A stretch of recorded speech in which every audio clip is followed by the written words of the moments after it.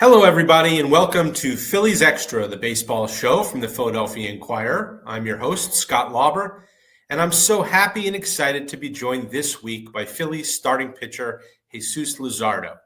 We'll get right into our conversation with Jesús in a few minutes. First, I'd like to take you back to December 22nd. It was the Sunday before Christmas, the beginning of a week when the baseball industry usually goes into a state of semi-hibernation.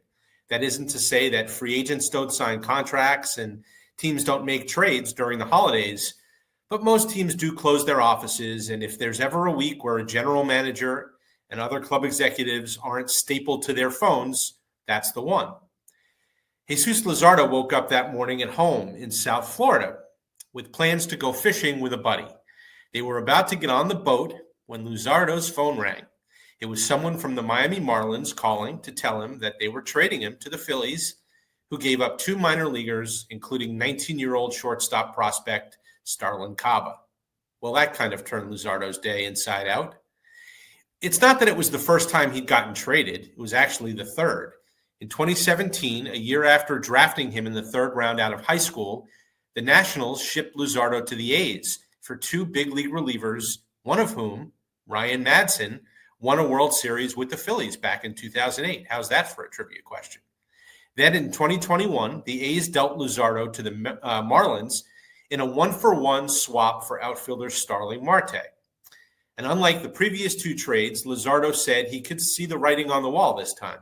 The Marlins are rebuilding again. His salary is going up each season through arbitration. He's making a little more than $6 million this year. But he also has 2 seasons to go before he can be a free agent. Players in that situation, on teams like the Marlins, almost always get traded. Still, Luzardo sort of figured it wouldn't happen until maybe the middle of the season, once he proved he was healthy after missing most of last year with a stress reaction of a vertebrae in his lower spine. And for the Phillies, trading for another starter, well, that represented a shift in their offseason plans. They set out to change the mix of their lineup and talked with a few teams about Alec Boehm, but they didn't get any offers that they deemed to be fair value. So they circled back to the White Sox, whom they talked with at the trade deadline last year, about hard-throwing lefty Garrett Crochet. Chicago wanted multiple top prospects, and the Phillies weren't going to trade Andrew Painter and Aiden Miller and Justin Crawford. The Marlins asked for Luzardo, didn't involve any of those guys. And when Luzardo is healthy, well, here's what a scout from a rival National League team texted me on the day of the trade. Quote, he can pitch like a number 1 or 2 on any given outing. And another scout said this, the best is yet to come for him. Contending automatically upgrades him. Meaning the scout thought Luzardo would get a boost from pitching for a winning team rather than one that doesn't expect to be competitive this season. But what has struck me about Luzardo is how seamlessly he has fit in here. After the trade, he got with pitching coach Caleb Cotham, who wanted to give him a sweeper, which is a trendy pitch in baseball in 2025, as an alternative to his traditional slider. Luzardo picked it up very quickly in spring training and is using it a lot. Before his first home start on April 4th against the Dodgers, he announced that his Jesús Luzardo Family Foundation, which he established in South Florida, will donate $100 for every strikeout that he records this season to the Boys and Girls Club of Philadelphia. It's already starting to add up. He struck out 11 batters in his first start of the season in Washington and 8 last week against the Dodgers. I wanted to ask Luzardo about his philanthropy, which he's very, very passionate about, both here and especially at home in the Miami area. We touched on that and a few other topics in our conversation. And if you stick with me after the interview, I'll share some thoughts on what we've seen through 2 weeks of the season. Without further ado, then, here's my sit-down with Jesús Luzardo. Jesús Luzardo, welcome to Phillies Extra from the Philadelphia Inquirer. Thanks so much for doing this. Yeah, thanks for having me on. There's a lot that I want to hit on with you, but I'm going to start here. You've been a Philly for all of, 4 months, and yet during your first homestand with the team, you announced an initiative called Striking Out Barriers, in which your foundation will donate $100 per strikeout to the Boys and Girls Club of Philadelphia. First, can you explain how this partnership came about and why it meant so much to you to kind of establish it so soon into your tenure here? Yeah, I mean, for me, giving back to the community. It's just something I've always been like passionate about since I had a chance to. And now, using the platform that I have, thankfully, I've been able to start doing that back home in South Florida. And I started a partnership with the Boys and Girls Club of Broward County back home. I visited a bunch of clubs over there, and just to see their involvement in the community and how they help the kids, and just the community in general, all that they do, in helping these kids out and growing them and making them into adults. And they do so many great things. So I was just excited to get to work with them back home, and then now going to Philadelphia. This is a new home for me, and I wanted to help out here as well. So any way that I can for me and my family, I think it's important for us, and I'm happy to be able to do it. Tell me a little bit about the Jesus Luzardo Family Foundation, because from everything I've read, it seems like the mission is to help children in underserved communities, people with special needs in Miami and South Florida. What made you decide to use your platform as a major leaguer to get involved in this way?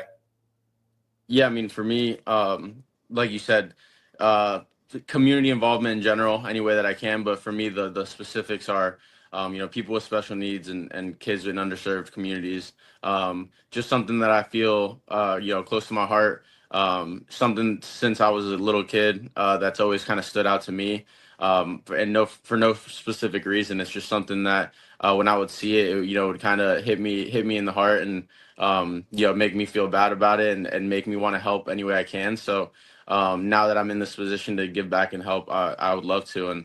And not even just a financial standpoint, but just going, being present. Back home, I would do a lot of, our foundation works with the Joe DiMaggio Children's Hospital back home, and the Boys and Girls Club, and Arc Broward, which is a resource for people with special needs. And just being present, I think that goes a long way too. Just showing that that you care, that you're there with them, spending time with them, with these kids, with these people that all they want is to spend some time with you. It's always nice to see their smile and how their face lights up when they say or when they see Major League Baseball player walking in through the door, and realizing that I'm just like them. I'm just another guy.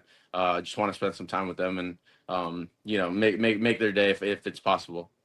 It must have been really cool to be able to do a lot of that too in your hometown, right? As a member of the Marlins, and having grown up in South Florida, right? But it kind of hits me that, like, it sounds like you want to kind of get involved in a lot of those same things in Philadelphia. I mean, what was it like to kind of be able to do clinics and things like that in South Florida? And do you have plans to kind of do a lot of that same stuff up in Philly?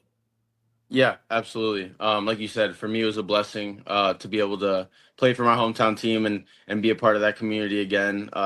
Being removed from it for a while, and then playing now in Philadelphia. It's, like I said, a new home for me, and I want to make it home and be able to give back and involvement in the community as much as possible.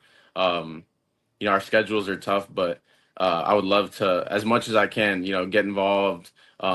Be present in the community, give back any way possible, and just spend some time in the community. I think that integrating yourself into the community goes a long way, and just really, it's really all we're about in the foundation. My parents are always around, always with me, always traveling with me as well. So they love doing it as well, and they get involved just as much as I do.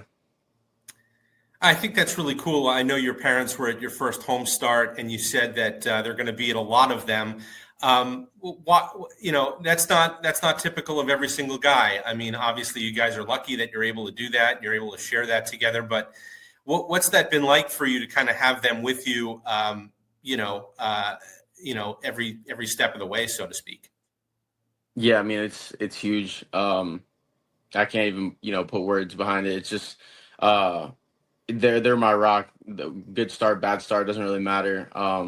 It's always the same routine. After the game, I'll go and talk to them, and they know how to handle it now. After a bad start, I might be a little more frustrated. We might just go home, and after a good start, we might go get a bite to eat. But I always love them for that. It's an unwavering, support and love for me. And no matter how I do on the baseball field, they always treat me like their son. So I love them for that, and I'm appreciative. They take a lot of time out of their schedule to come out and see me and be with me during my starts and support me. So I couldn't be more thankful. I know there's another cause that's really close to your heart. You support the Chris Hickson Foundation, named for your late athletic director at Marjorie Stoneman Douglas High School and one of the 17 victims of the shooting there on Valentine's Day in 2018, only 2 years after you graduated.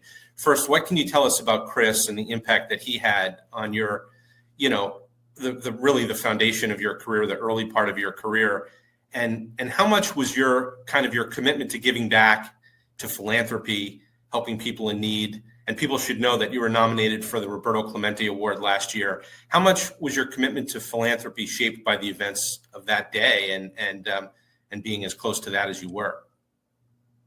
Yeah, I mean that I feel like that kind of jump started it all. Because I was still young at the time that we kind of started that and helping give back to that foundation. But for me, Chris was a mentor. He was our athletic director. I was, especially my senior year. My senior year, I blew out my elbow pretty early in the year, and just kind of frustrated throughout the year, having to go watch the games, but still obviously wanted to be a good teammate. And he'd see me walking around through the school and just had my brace on and just kind of knew where I was at mentally and how I was frustrated at times. And he was just a good mentor, kind of kept it light with me. Always found the positive positive side to things, and he helped me view things differently. And unfortunately, what happened in 2018, and he was a hero, trying to go and save the lives of a lot of other people. And so that kind of just jump started it for me. It made me think of how he helped me, and I'm sure he helped a lot of other kids go through. He was an athletic director at multiple schools, not just Stoneman Douglas. And um, so for me, it was I need to give back somehow, the way that he gave back to me. Even if I can't be there present and be a mentor, there's some type of way that I can help. And his wife and his family created that Chris Hickson Foundation, and we always love supporting. And they do a 5K every year during spring training, and my family goes. Have a bunch of people going for the foundation, and being able to kind of sponsor the event and help out, but just being present and supporting that's such a great event. Did I read that you were actually on your way to the school that day to work out with the team when your former coach called and told you what happened or what was Yeah, happening and to sort of stay away? yeah. I was on the way. I think it was like 2 days before I was going to report spring training, and I was going to go throw a live BP to some of the guys, because I knew a lot of the guys there still. And some of them started texting me, hey, don't come, don't come. I had the coach text me, we have an active shooter. I didn't really understand what was going on at the time. And then later on, because I lived down the block, so as I was getting closer to home, I started understanding there's something wrong. And when all the news came out, obviously it was heartbreaking, for the community and so many families in the area. So yeah, it wasn't a great day, unfortunately, for a lot of that community. And we still think about it all the time. I'm sure. And people should know too, it's a baseball powerhouse school, right? I mean, yourself, Anthony Rizzo, Roman Anthony, right? I mean, there's down Yeah. on and on down the list. Tons of players have come out of that program. So it's great that you've helped, maybe sort of help heal that community a little bit. There's no easy way to transition to baseball, but I do need to ask you about your first few months with the Phillies. Your first couple of starts couldn't have gone much better. Can you kind of walk me through? I want to ask you about the evolution of your sweeper in particular. It's a pitch that I know you only picked up recently, and yet, you've thrown it as much or more than any off-speed pitch that you've used this year. You're throwing it to lefties and righties, and it reminds me a little bit of Zach Wheeler. The Phillies gave him a sweeper a couple of years ago, and it's become a great pitch for him. Did you think you'd be throwing it so effectively and so often this early in the season? No, not at all. It kind of just happened. I got traded. Caleb called me, our pitching coach called me, and we kind of had a conversation. And it was just a simple, hey, have you ever tried a sweeper? And I was like, no, I never have. And then he's like, okay, I was just asking, no big deal. And then that kind of just sparked the thought in my brain, like, hey, maybe, I should try a sweeper. And then started tinkering with it, playing where I work out at up in Palm Beach Gardens. We meet together with some of the pitching guys. We were talking about it. And then, I kind of kept Caleb in the loop, Mark, our assistant pitching coach as well.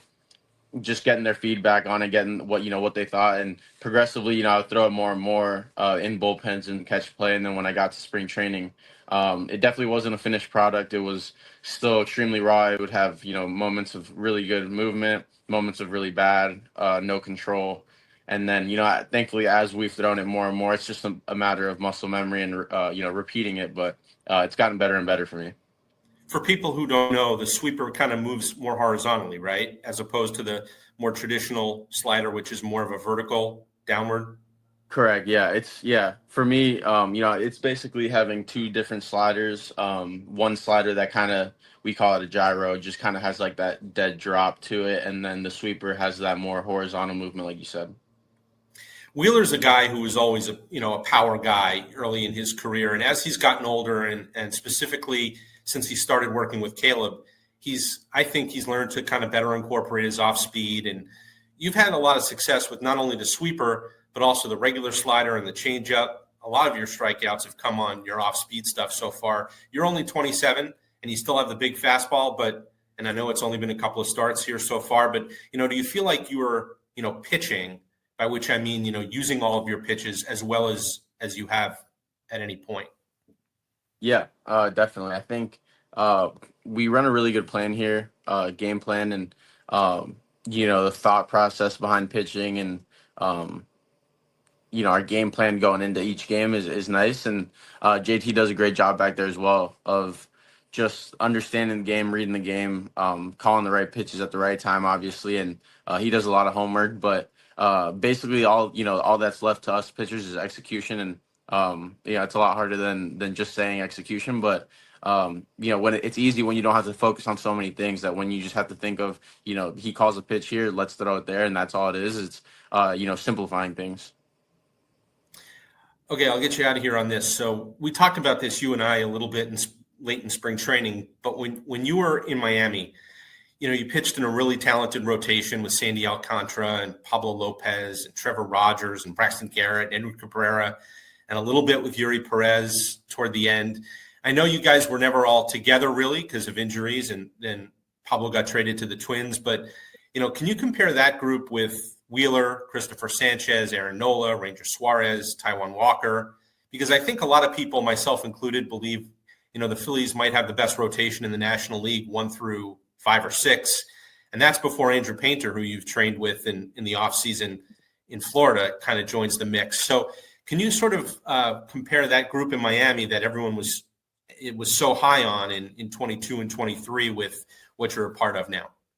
Yeah, I mean, we had an incredible amount of talent in Miami. We were extremely young. I think, those guys that you named, no guy had over 6 years of experience. And, me, Braxton, Cabrera, Yuri, we were all super young guys. I felt like our stuff was, through the roof.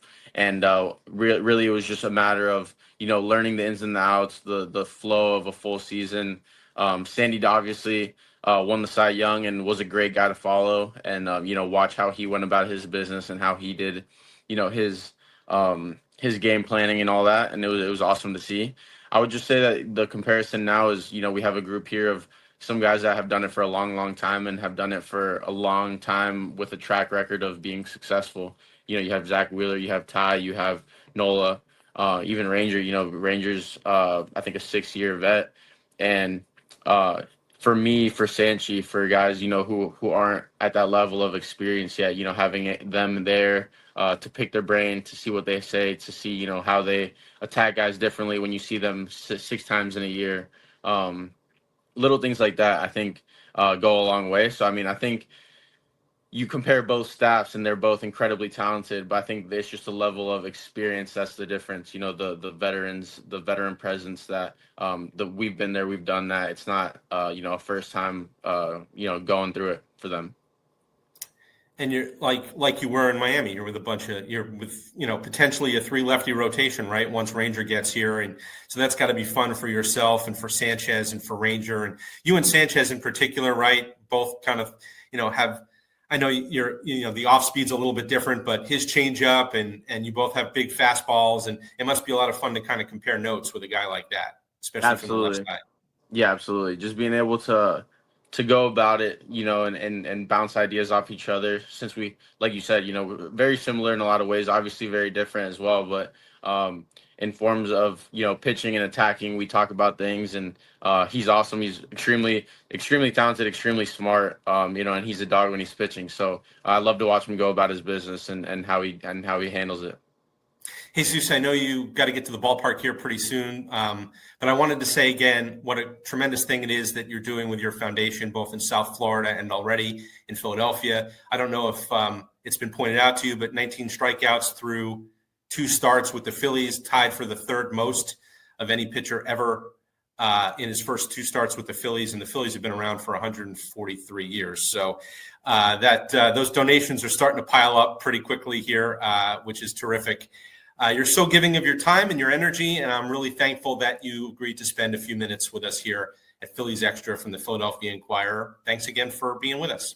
Absolutely. Well, thank you guys for having me on. Thanks. I want to thank Jesus Luzardo again for being with us today. For our Reporter's Notebook segment, I'm solo this week, so I wanted to share a couple of things that have been on my mind. First, one of the big stories in baseball, right, is the 14-year, $500 million extension agreement that will keep Vladimir Guerrero Jr. in Toronto and out of free agency. It's the 2nd largest non-deferred guarantee ever, trailing only Juan Soto's $765 million free agent deal with the Mets. Shohei Ohtani signed with the Dodgers for $700 million, but as you know, much of that money is deferred. Now, we can debate whether Vlad Jr. belongs in the same financial galaxy as Soto and Ohtani, but quite clearly the Blue Jays were facing immense pressure to not let him get on the market, where they would have faced competition to sign him, from the likes of Mets owner Steve Cohen to, who knows how many other teams. But here's what strikes me. Guerrero's a first baseman and not an especially good defender who's dealt with some issues with his conditioning in the past. Players who fit that profile as mostly one-dimensional haven't done as well in free agency in recent years, no matter how impressive that dimension is. Pete Alonso, for example, has hit the 2nd most homers in baseball since 2019, but in February, he got only a 2-year deal from the Mets, the team that knew him best, worth $54 million, with the 2nd year being a player option.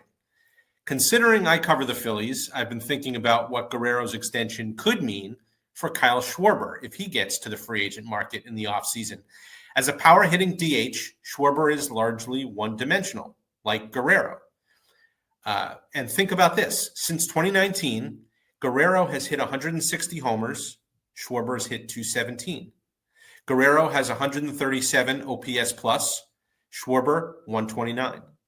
Guerrero has slugged 498. Schwarber, 503. Here, though, is the difference. Guerrero turned 26 in March. Schwarber turned 32. So no, Schwarber isn't going to get $35 million a year. He's certainly not going to get 14 years. But I wonder, could he beat Alonso's $27 million average annual value? Could he get 3 or 4 years instead of the 2 that Alonso got? Guerrero's contract will do a lot of things, but it could help boost a market that has sagged a bit in recent years for players of that profile. Finally, Rob Thompson mentioned something in the waning days of spring training that got my attention.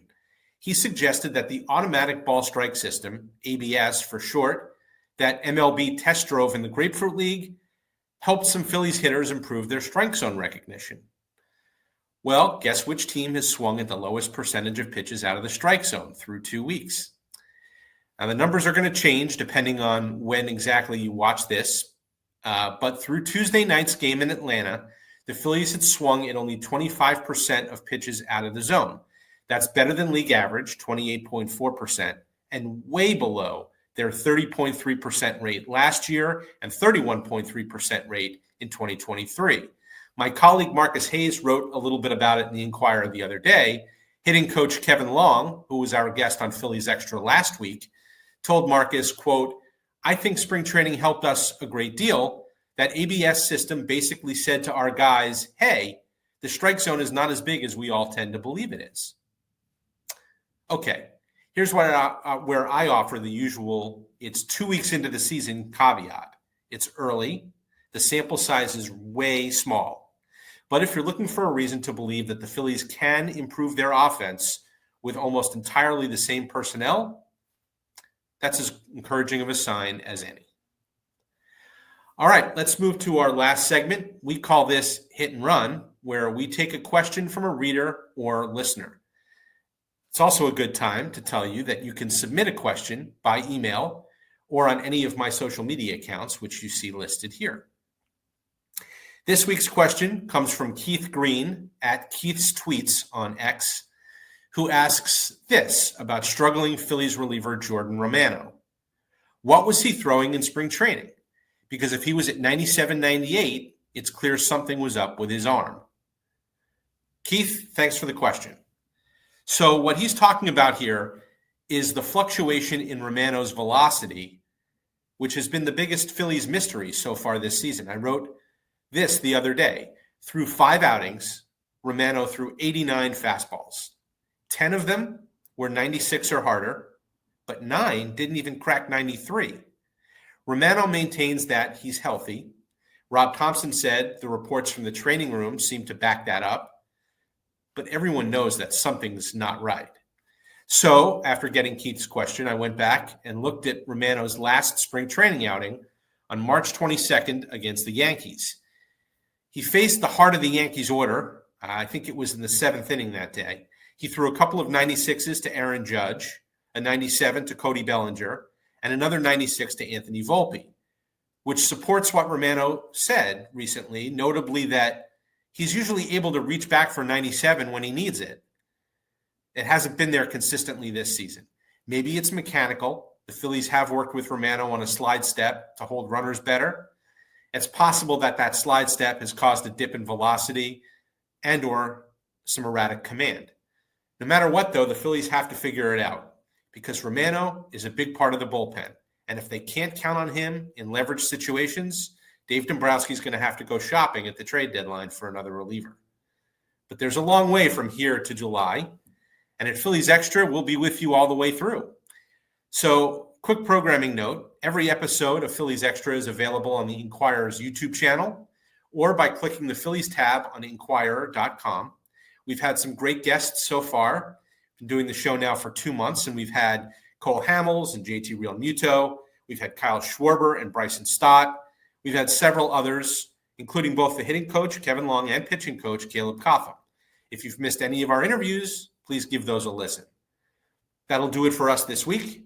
Thanks again to my guest, Phillies pitcher Jesús Luzardo, and of course to our producer, Angelica Irizarry, for making sure everything looks and sounds great every week. Until next week, I'm Scott Lauber. Thanks to everyone for listening, watching, and of course for reading the Philadelphia Inquirer.